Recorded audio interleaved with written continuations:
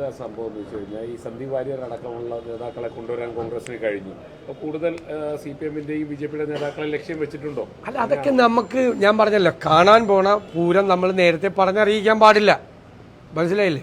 ഞങ്ങളുടേതൊരു ജനാധിപത്യ പ്രസ്ഥാനമാണ്, വിട്ടുവീഴ്ചയില്ലാത്ത മതേതര നിലപാടെടുക്കുന്ന പ്രസ്ഥാനമാണ്. അത് UDF ഒരു തരത്തിലും ഞങ്ങൾ കോംപ്രമൈസ് ചെയ്യില്ല. ഞങ്ങളുടെ മതേതര നിലപാടും ഞങ്ങളുടെ ജനാധിപത്യപരമായ ഒരു പൊസിഷനിങ്ങും ഞങ്ങൾ ഒരു കാലത്തും ജയിക്കാൻ വേണ്ടിയിട്ടോ ലാഭത്തിന് വേണ്ടിയിട്ടോ ഞങ്ങൾ വെള്ളം ചേർക്കില്ല. അതിനോട് ആകൃഷ്ടരായി ആളുകൾ വന്നാൽ അപ്പം നമ്മൾ ആലോചിക്കാം, സംസാരിക്കാം.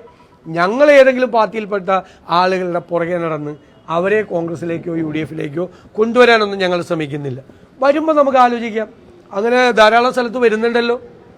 കഴിഞ്ഞ ദിവസം ആലുവയിൽ എത്രയോ പേര് കോൺഗ്രസിൽ ചേർന്നു CPM-ൽ.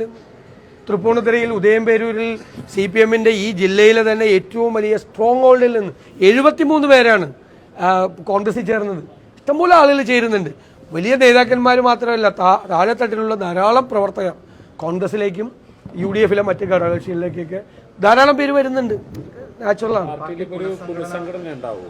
അത് സംഘടനാപരമായ കാര്യങ്ങൾ KPCC പ്രസിഡന്റ് സംസാരിക്കും.